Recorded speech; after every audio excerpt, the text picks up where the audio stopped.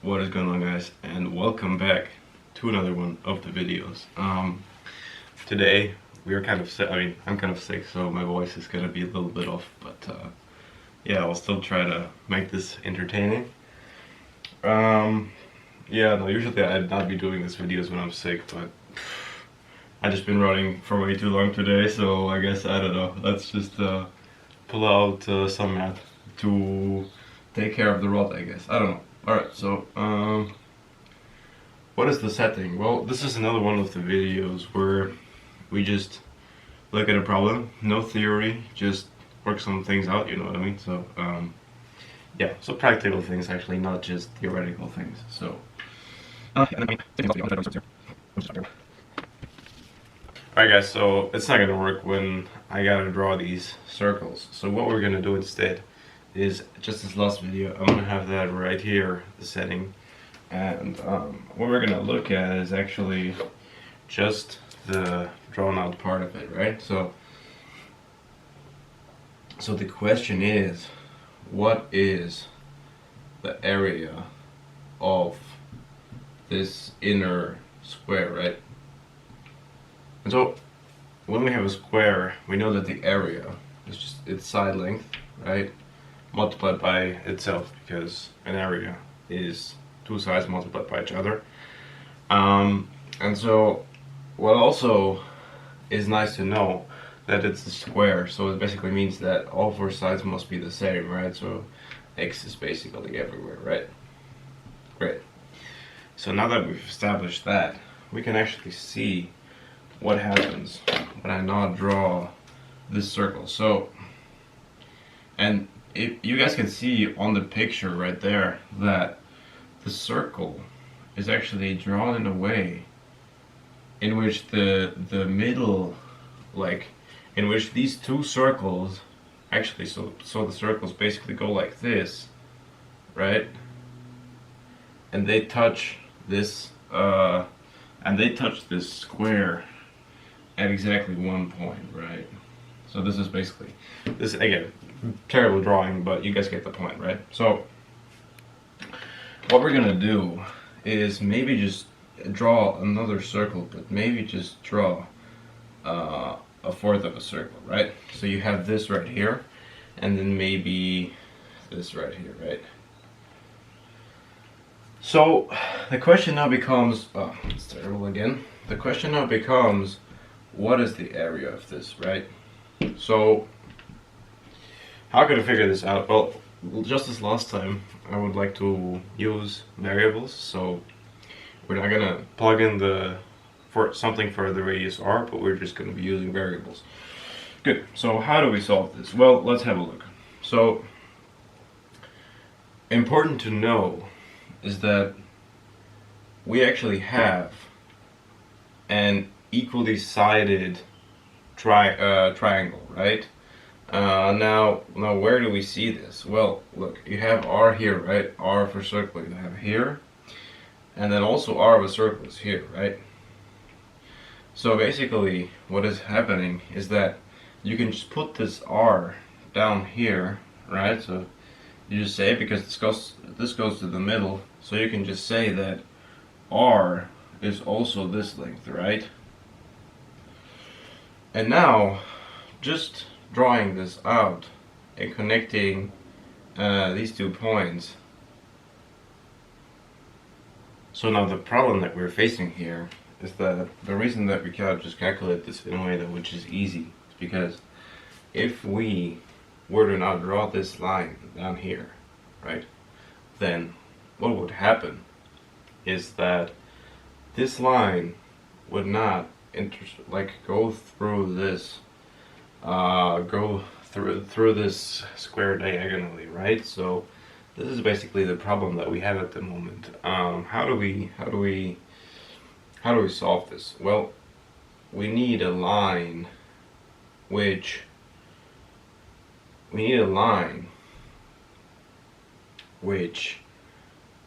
basically tells us how big this distance is, right? Because this distance here, this is just x over 2, right? Because whole side is x, so this is just x over 2. Well, okay, that might be a little bit easier maybe. Can we maybe somehow get that? So one way of solving this maybe is a system of equations, right?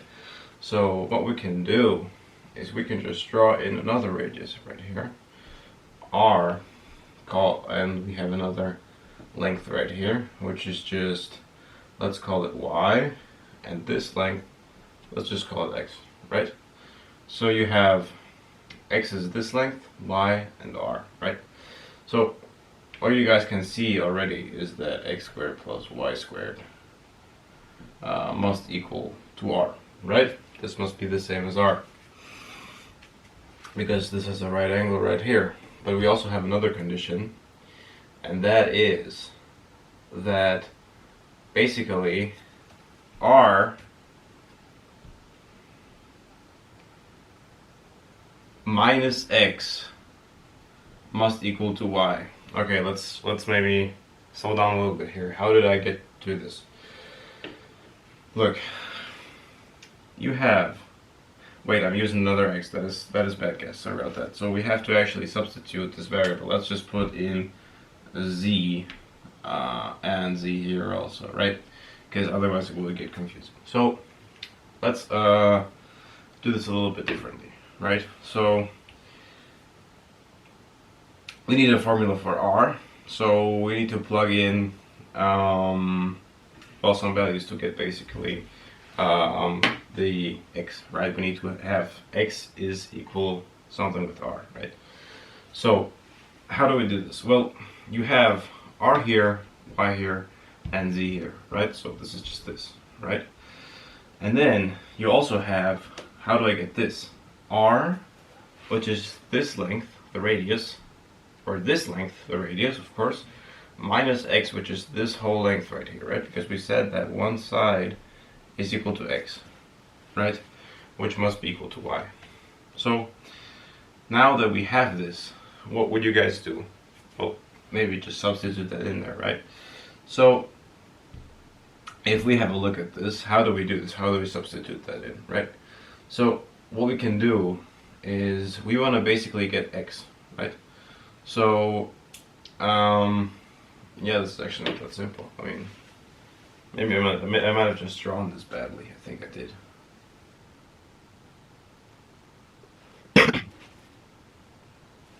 Well, we also have z minus x over 2 is equal to r. No.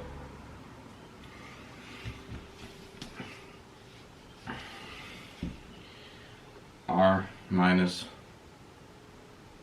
x over 2 is equal to z. Well, guys, and I think I figured this out by now. So what we actually have is two equations, right? So because I missed out on the fact that not only do you have the length y, but you also have the length z, right, which is just right here.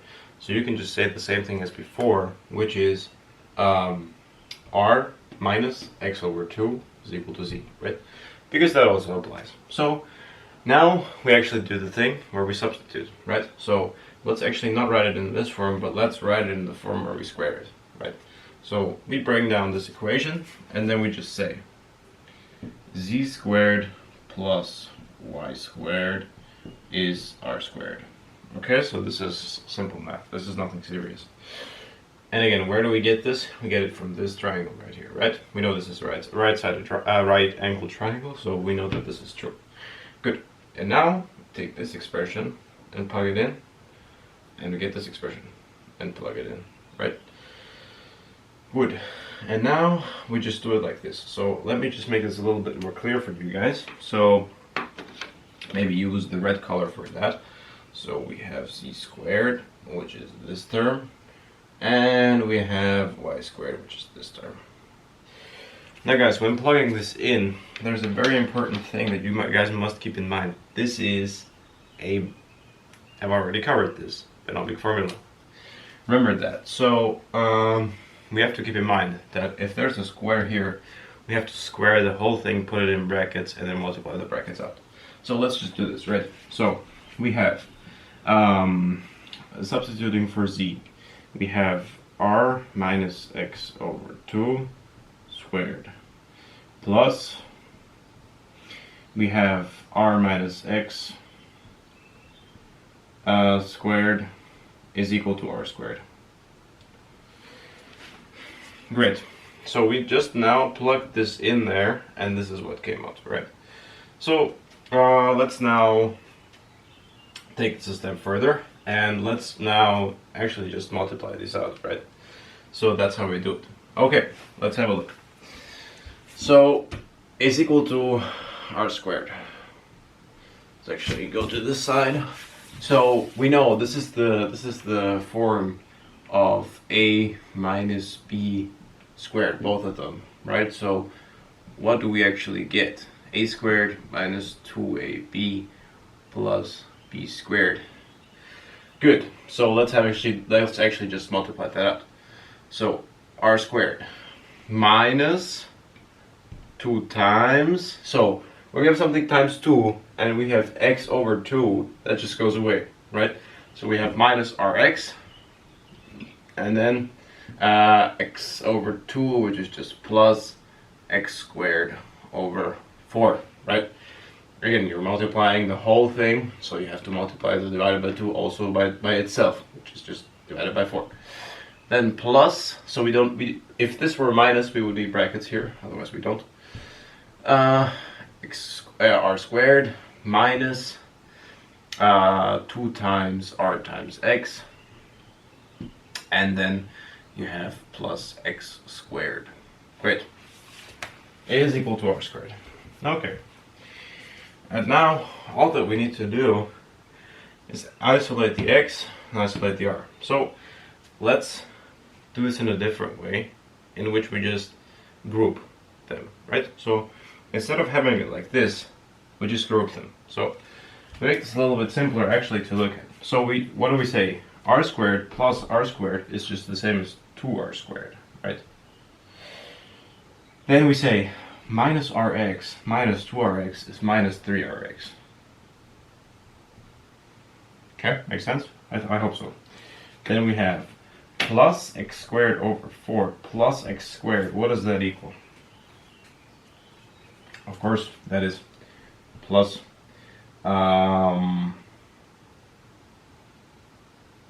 well, we can write this in many different ways, but let me just write it like 1.25 x squared, right? I think this is the simplest version. Okay, is equal to r squared. Good. And yeah, now what we might need to do is to factor. No, can we even factor that out? I think we can. No, we should be able to, I think. So what we now can do, first of all, is just subtract 1r squared, right? So we go minus r squared, right? We just have r squared, r to the power of 2, minus 3rx plus 1.25 x squared is equal to 0, right? Because we subtracted r squared from this side, so this just becomes 0, right? Good. And now the question is, what do we do now? Well, we want to have a formula where we only have x, right? And the simplest way to maybe do this is to just plug in for r and then solve for x, because what happens when we plug in for r in this instance, right? This just becomes the same thing. I can actually turn this around, right? And I can say, okay, we have 1.25 and we have 1.25 x squared, we have 3rx, and we have r squared, right? So I can just say in the video that I actually watched, or I did not watch it, but in the video that I saw on YouTube, it was actually r is equal to 5, right? Whatever, let's just say 5 centimeters. So plugging this in, maybe, we have, let's flip this all around. So we have 1.25x squared minus 3 times 5 times x, and then plus x squared, which is just 25, right, is equal to 0. Now we continue. 1.25 x squared minus 15x plus 25 is equal to 0. And now, guys, already also made a video about this right here. Should not be too difficult. What do we do now? Let's just approach this slowly, right? So we have a look at this, right? Have a look at this, maybe bring it up here. For me, it's easier to write like that. Good. Now we just say, what is A equal to? What is B equal to? And what is C equal to? Good. A equals 1.25, we can see that straight away. B equals negative 15. And C equals 25. Great. Now we just pull out our formula, which I have already made a video about how to get to the formula. How do we know that the formula exists? So I actually calculated or showed how we can get to the quadratic formula. So let's now have a look, right? x12 minus b plus minus square root 4 b squared minus 4ac over 2a. Great. And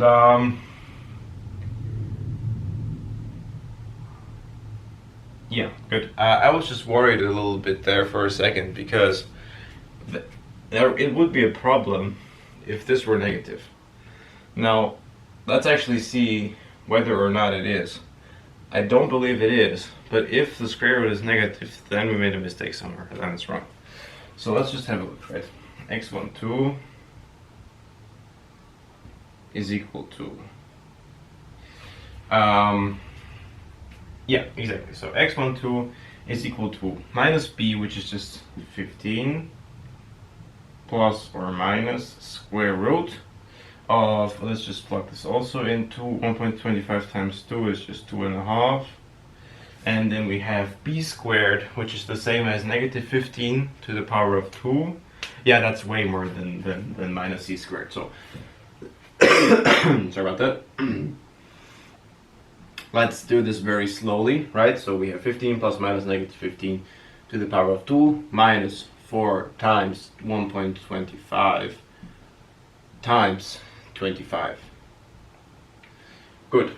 Let's just continue. We have 15 plus minus square root of 2.5. And for this instance, if I do not directly know the square root of some number, how do we do this? Well, 15, right? That's the same as having 10 times 15 plus 5 times 15. 10 times 15 is 150, plus 5 times 15 is just half of 10 times 50, right? So you have 150 plus 75, which is just the same as 225, of course, right? So, good. 225 minus 4 times 25 times 1.25. How do we calculate that in the head? 4 times 25 is 100. 1.25 times 100 is just the same as 125. So already we get a nice number here, which is great. We get 15 plus or minus 100 all over 2.5. Yeah, and now we just, of course we know that the square root of 100 is just 10. So we have 15 plus 10 over 2.5 is equal to, and we have 15 minus 10 over 2.5 is equal to, right? So let's just calculate this out. This is just 25 over 2.5, which is 10, and this is just 5 over 2.5, which is 2, right? Yeah, guys, so just to make sure that we did this correctly, I did just open up YouTube and look at the dude that did it. Shout out to him and thank you for the setting. And actually, we were correct, guys. Now, which of these two is our solution, right? That's another question. Well, if a radius of a square is 5 centimeters, and as you can see right here, is it even possible for it to be 10? The area. Oh, sorry about that. We did not figure out the area yet, actually, right? So we have z. No, x2 is equal to 2, right? So this is just x2 is equal to 2. So we have, of course, area is equal to 4, right? So this is the actual solution, but 4 centimeters squared. This is the actual solution, but we said that x is just one height, right? So there's no way that when you have two circles, that the as you can see right there, there's just no way. That doesn't make sense, right? So this is the reason that x has to be equal to 2. Well, guys, I want to thank you all, but this is not the end yet. So I do actually have an explanation for what we just did. Again, so I'll go through this very slowly and also explain maybe why you need this. I'll explain that straight away. So the reason why these problems are good, right, to solve is because just like for instance, like me, when you just said when you just were lying in your bed for 3 hours, right, scrolling. I mean, not scrolling, also watching good things, but like this is where your brain actually has to work. This is something where, okay, you look at it, and initially, what I initially thought actually that the solution was that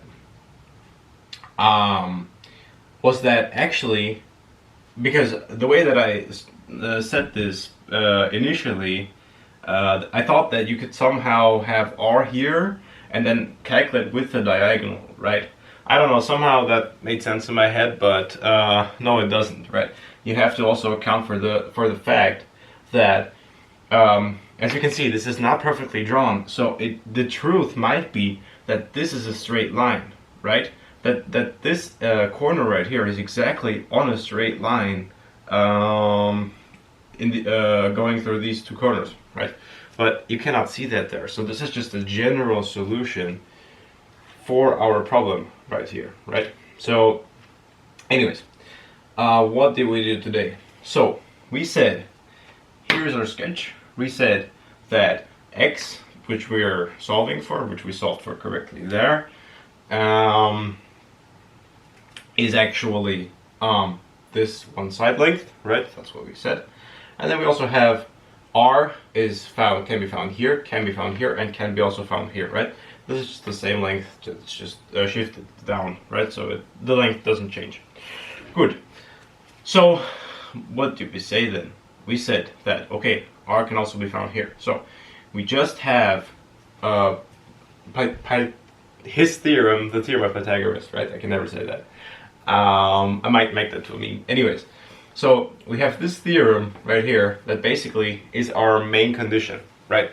What we could also do, now that I'm thinking about it, is of course plug in for another number, right? We would always have to have r and x in our final equation, but it would be possible to not plug into this equation specifically, but maybe plugging in z squared into this equation, and y squared into this equation, right? It would just be a different path to take, right? So we did this, we plugged this in, then we calculated it out using this formula, right? A minus b squared is a squared minus 2ab plus b squared. Great, got that. This was just some simple math where we just said, okay, we're gonna group them.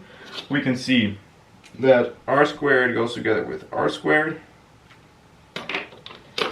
We can see that rx goes together with 2rx. And then we can see that x squared over 4 goes together with x squared, right? When grouping these, you only have to look at the variables, right? So you have r squared goes together with r squared, rx, x squared, right? And then we just grouped them. We said minus r squared, which was very pleasing for us to have 0 on the other side straight away. This made this problem a lot easier. And yeah, and we just said, okay, we're gonna flip this all. We wrote out the numbers, which we see here. This is just a, this is b, and this is c. So this is where this comes from. You have a125 minus 15 plus 25. Wrote that here. Then binomial formula, right, for solving these kinds of equations.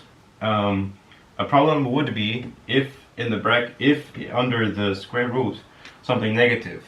That's why I was talking about that. There would be a problem if something negative, because something negative would have emerged from the square root, because when we have I in the equation, it's not real, right? But this is a very real problem, right? So, anyways, so x12 is equal to that, and then you have this. This is just some simple math, and you have x1, x2 is equal to 2, and that is the side length. Now, also, another thing to maybe think about is what happens if r becomes 10. When r is 10, what happens, right? Does this double? I don't know. You guys answer this question by yourselves. Anyways, thank you guys for watching. I wish you all a wonderful day, and see you in the next one. Goodbye.